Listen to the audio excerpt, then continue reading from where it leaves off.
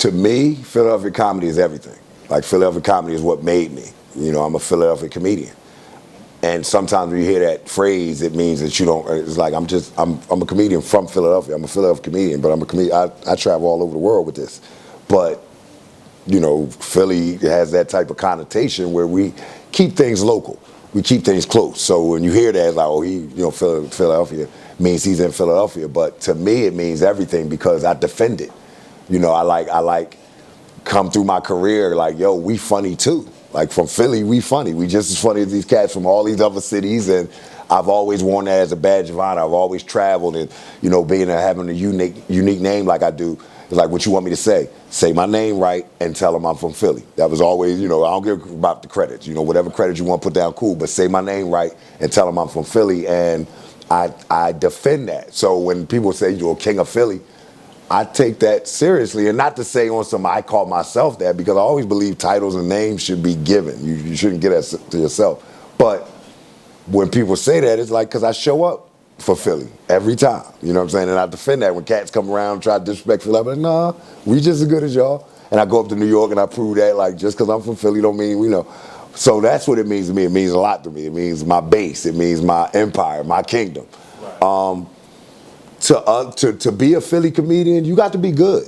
And I don't always quote rappers, but Bean said something that just resonated years ago. He's like, if you from Philly and you the shit, you gonna be the shit no matter where you go.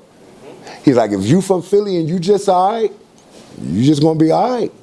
Right.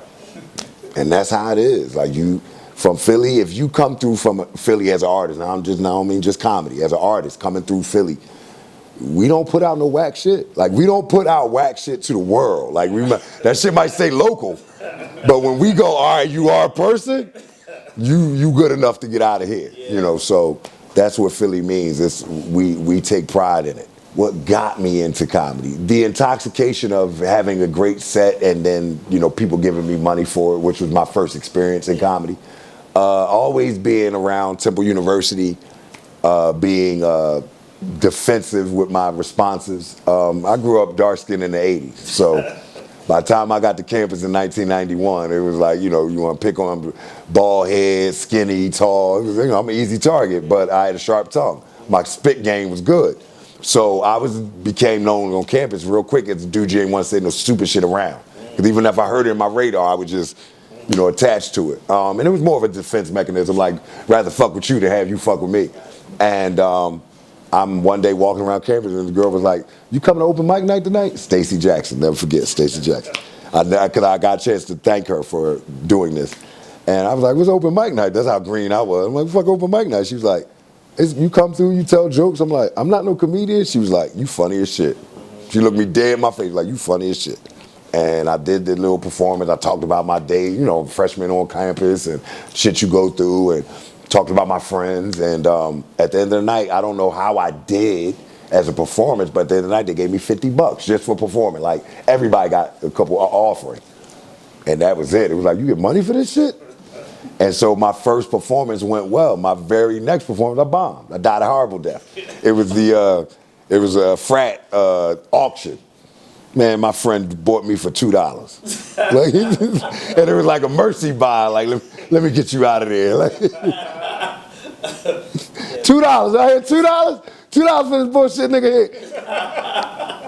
So she got me out of there, and, you know, that's when I realized it was, you know, different things. And then the next performance was the Delta Sigma Theta Star Search. So they had categories like music, dance, and comedy. And I won. I still have this trophy to my day. It's a little rusty trophy. From there was a band that played the music that I guess the Deltas had hired to play the music for.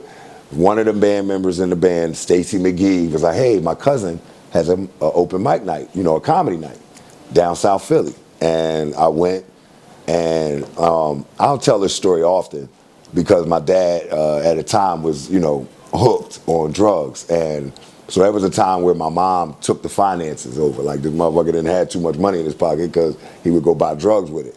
But I wanted to go to this open mic night, and my dad was like, he was going to drive me. I wasn't driving at the time.